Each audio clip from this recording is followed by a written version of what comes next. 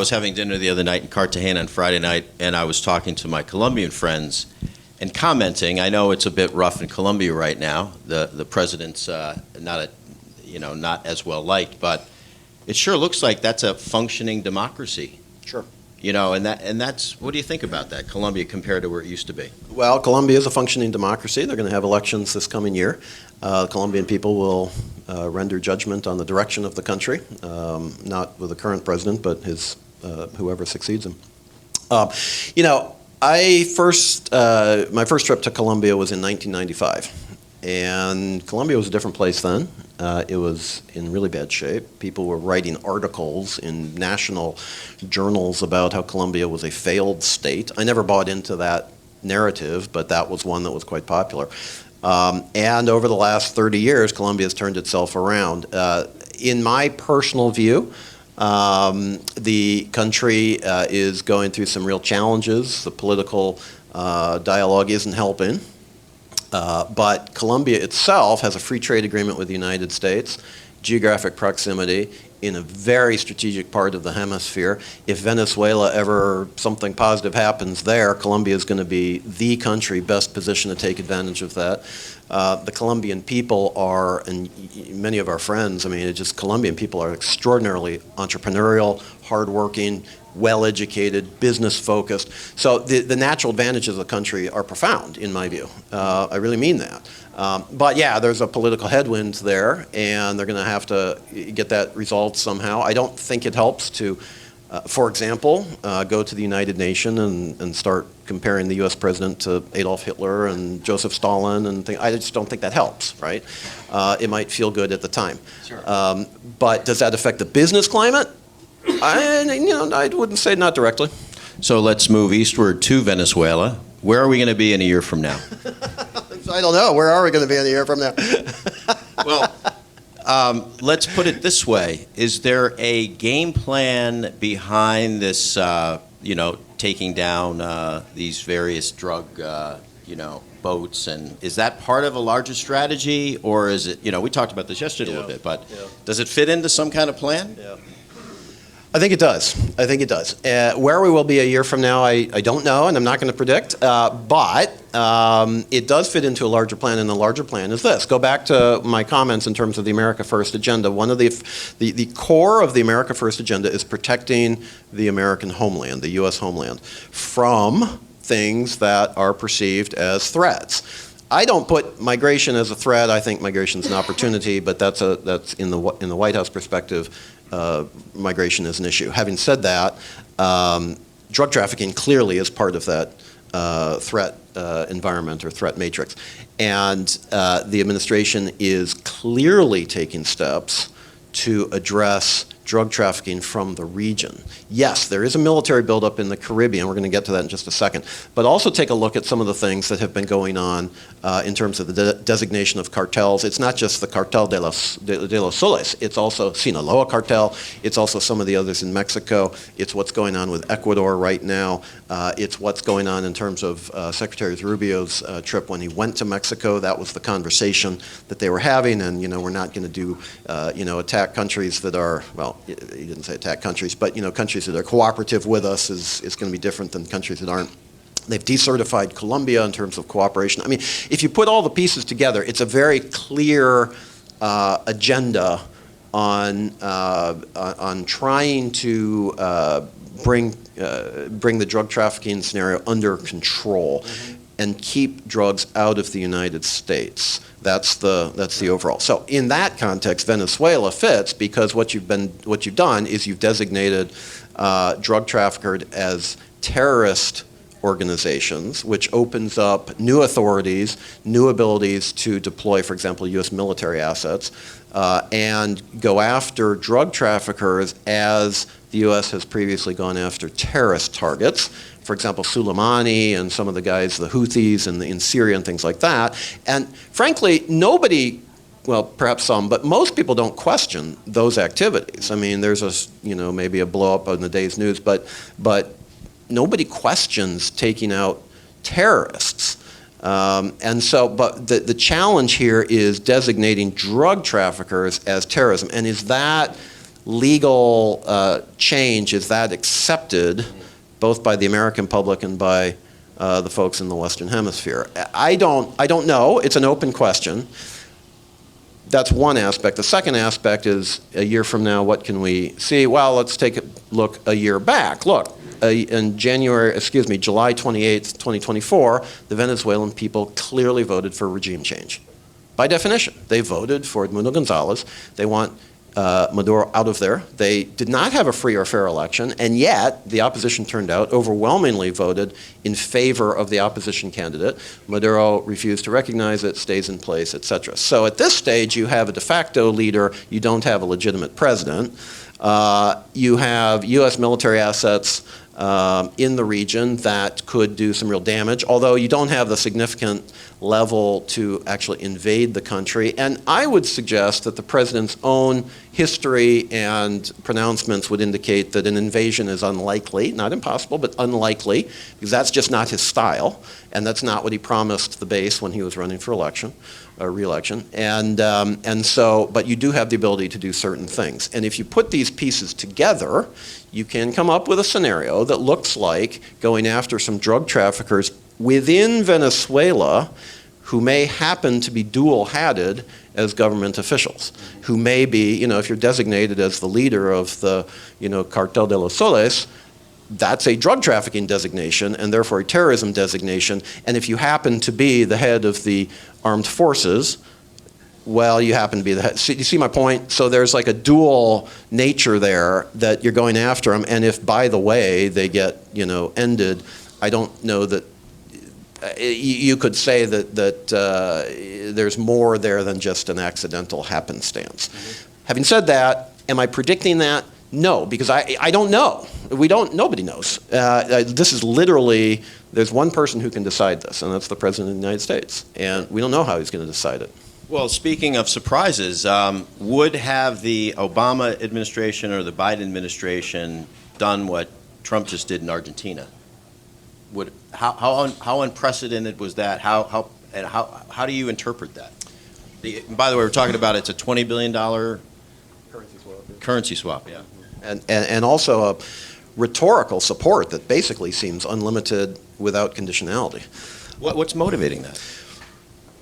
Well, the short answer is politics. I don't believe either the Obama or Biden administrations would have done that. But having said that, the Biden people were relatively accommodating to the previous Argentine governments, the Fernandez governments, because when they needed to renegotiate at the IMF, the Biden administration was played an important behind the scenes role. But no, this is clearly a departure, and it's also Argentina, ladies and gentlemen. I mean, those of you who know Argentina, and I suspect it's most, if not all of you, this isn't the first time we've seen this movie. And Argentina, I think, if I'm not wrong, and I'd have to check this, but I think has the most number of sovereign defaults of any country in the world. And what the administration is banking on, and whether it's politics or they truly believe the economic program of Mr. Milei, is that this time is really different, and that Mr. Milei is going to be able to bring Argentina out of the downward spiral that it's clearly in, with debt and slow growth and high poverty and all these things, and that the Argentine people, and I think this is even more important, the Argentine people will be patient for long enough to allow these reforms to really bite and get the economy back going. And that's the key piece. And we're going to find that out in just a few days when the Argentines go to the polls and they'll have the opportunity to vote, right? So it's unprecedented. Previous administrations, therefore, would not have done it. And the administration is all in. I mean, they are all in. They wanted, in fact, when Scott Bessent, the Treasury Secretary, talked about the program, he literally talked about the Argentine elections, right? Let's get them through. This is basically a bridge program, and because we want to give a long enough runway for the reform program in Argentina to work. Sure. So I've got one or two more quick questions for Eric. If you folks want to ask a question, please, the mic runner's out here, and we'll get that on the record. The other thing is the Americas Act. What's interesting about what you said, this what's in America's interest is what's best for the Americas in general, something along that line.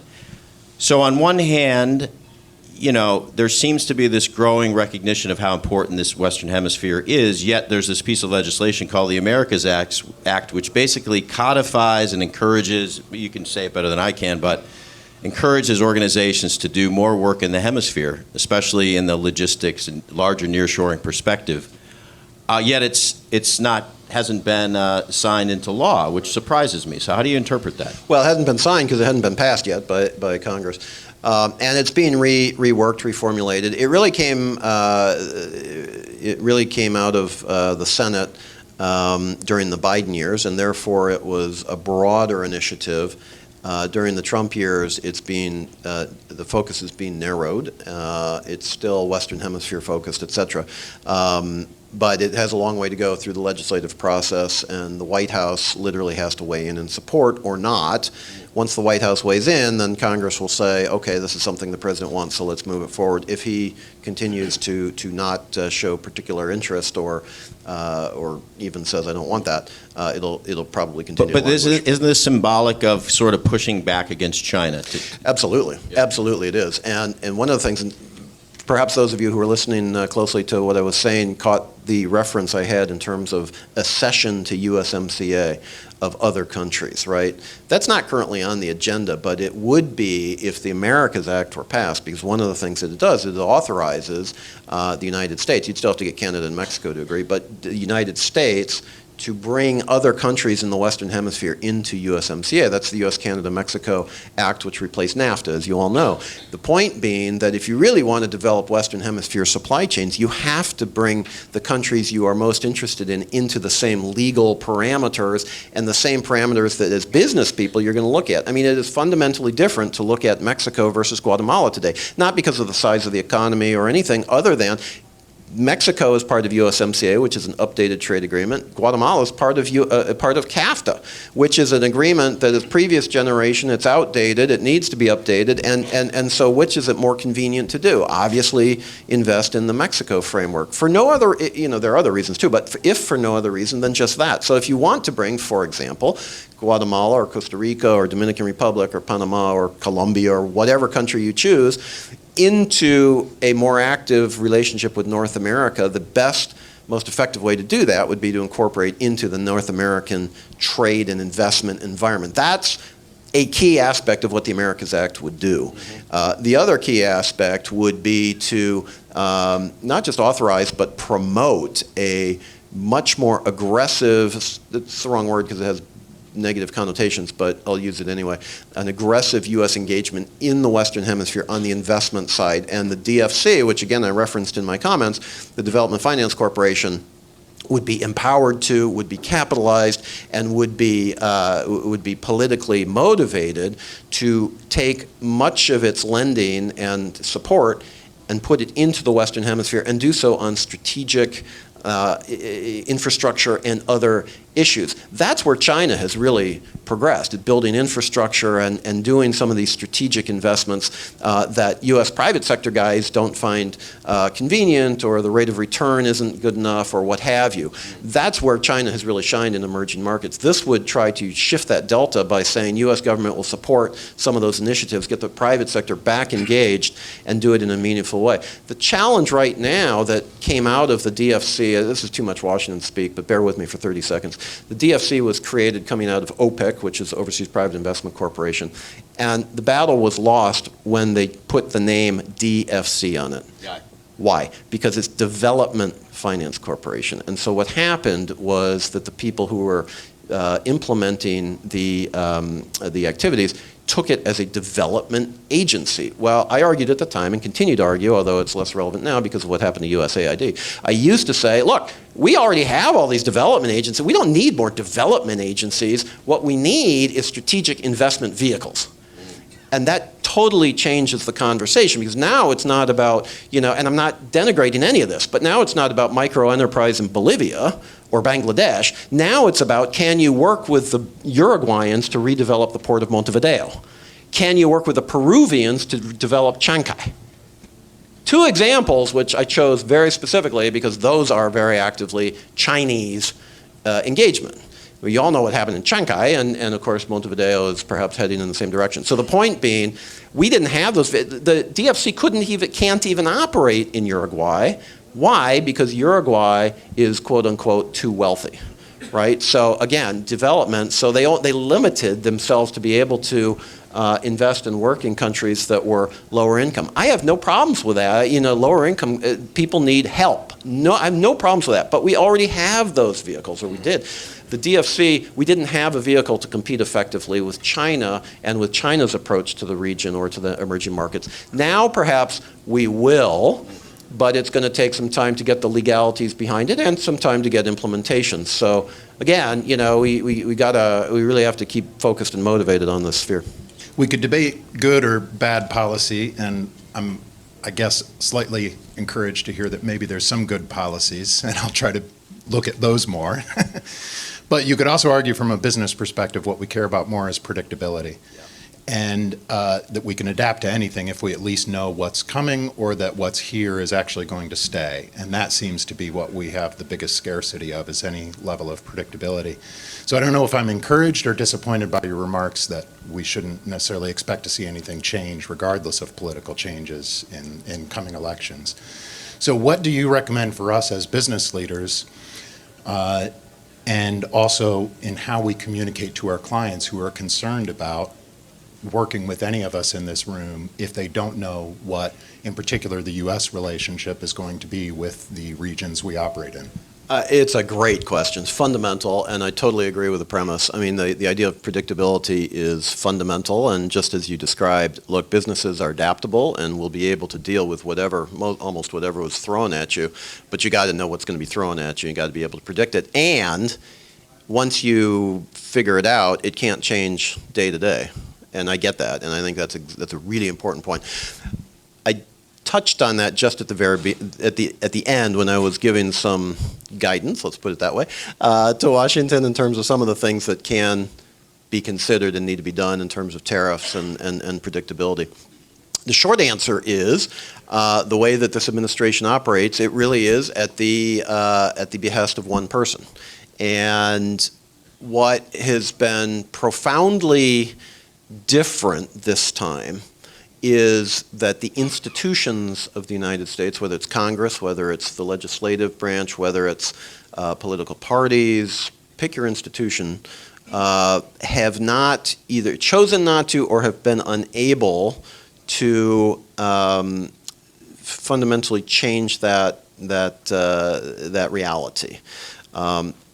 I referenced the Supreme Court term, which just began this week, and I think that is going to be where we're going to see whether some of this holds or whether it doesn't. The main point, the one that I'm looking at very closely, is the whole investigation of IEPA, which is the Emergency Powers Act, under which the president has claimed the authority to unilaterally levy tariffs against anybody for anything, because he says, well, it's a national security issue, 50% tariffs on Brazil. Why? Because national security. Well, under what authority? Under emergency powers that the Congress gave to the executive back in the 1970s on things like supply disruptions for, Cold War politics or something like that, which could be, real economic emergencies.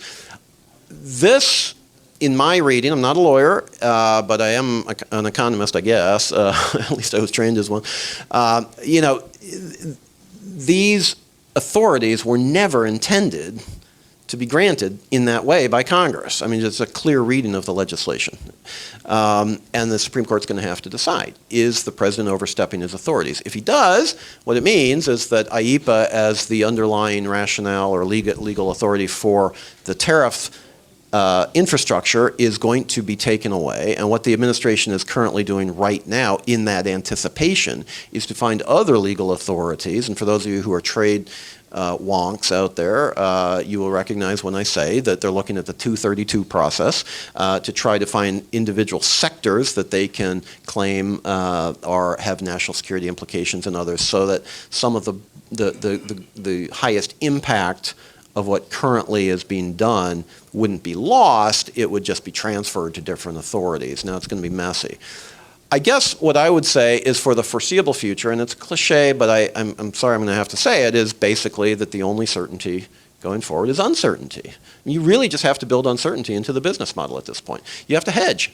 And the countries are doing that. They're hedging because by getting different relationships. They're building out relations. Look what Canada is doing right now. Canada, if anybody is in the military or digital or whatever with applications to military, procurement space, Canada right now, which is one of the U.S. largest procurers of military equipment for obvious reasons, is now looking to Europe and to other countries for aircraft platforms and other things. And once those are built, those things have 25, 30-year life cycles with all of the O&M operations and maintenance that are required, and all of that is into the supply process and the supply chain. If those supply chains are developed that exclude the United States or meaningfully reduce the U.S. role, you're going to have a totally different sector. And we're seeing that all over the hemisphere. We're seeing countries go with the Gripen aircraft instead of Lockheed Martin. We're seeing Peru get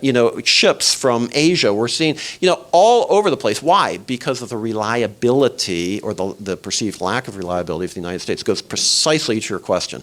I wish I had a better answer. I don't speak for the administration. I don't speak for Congress. I'm just a guy here. But these are real, and so.